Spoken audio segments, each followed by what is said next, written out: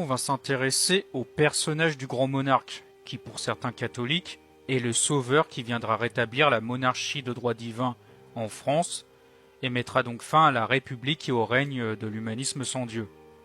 Selon certaines prophéties, ce grand monarque régnera même sur le monde entier, libérant ainsi les peuples du mal dans lequel ils sont tombés.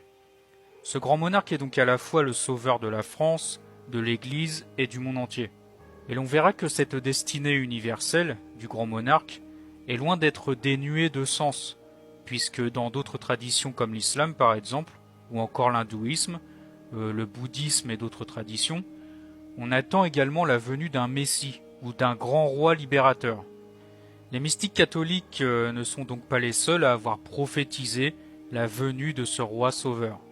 Mais pour le moment, on va se focaliser sur les prophéties dites chrétiennes, qui ont été faites à différentes époques.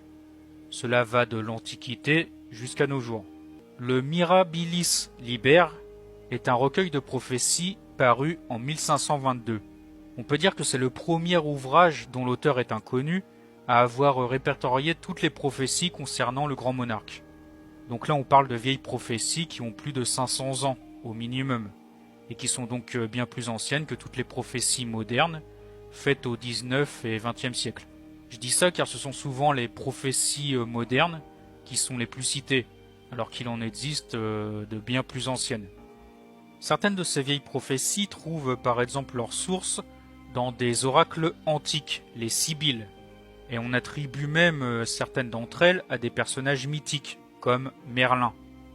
Le fait qu'il existe des prophètes dits païens ayant annoncé la venue d'un grand monarque prouve déjà que ce grand roi n'est pas uniquement chrétien, et qu'il appartient à toutes les traditions et à l'humanité tout entière.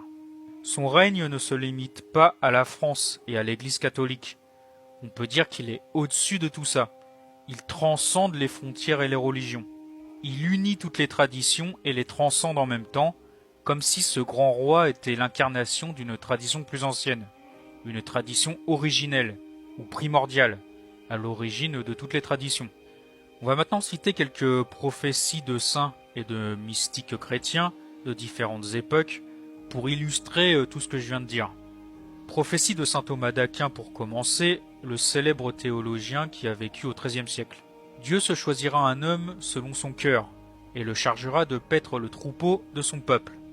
Et cet homme enseignera à toutes les nations le divin vouloir de son Seigneur, qu'il aimera de tout son cœur. Tous les hommes ne formeront plus qu'un seul troupeau sous un seul pasteur. Avec ce grand pasteur surgira le grand roi, qui obtiendra le royaume de la cité nouvelle. Et bientôt il appesantira sa main sur les infidèles en Afrique et ensuite en Europe. Il fera fleurir la foi et sera aimé de tous, parce que ses actes exciteront l'admiration. Les siècles finiront, la primitive unité sera rétablie. Tous les membres dépendront du même chef et toutes les bergeries particulières feront partie de l'unique bercail du Christ. Le grand pasteur est le pape qui accompagnera le grand monarque. Les prophéties chrétiennes parlent souvent d'un grand pape qui épaulera le roi dans sa mission universelle. Prophétie de saint Rémi qui aurait été formulée la veille du jour où il baptisa Clovis. Vers la fin des temps, un descendant des rois francs régnera sur tout l'antique empire romain. Il sera le plus grand des rois de France et le dernier de sa race. Il arrivera comme par miracle. Il sera de la vieille cape. Le trône sera posé au midi. Après un règne des plus glorieux, il ira à Jérusalem, sur le mont des Oliviers, déposer sa couronne et son sceptre. Et c'est ainsi que finira le Saint-Empire romain et chrétien. Prophétie de Benoît XII, pape du XIVe siècle.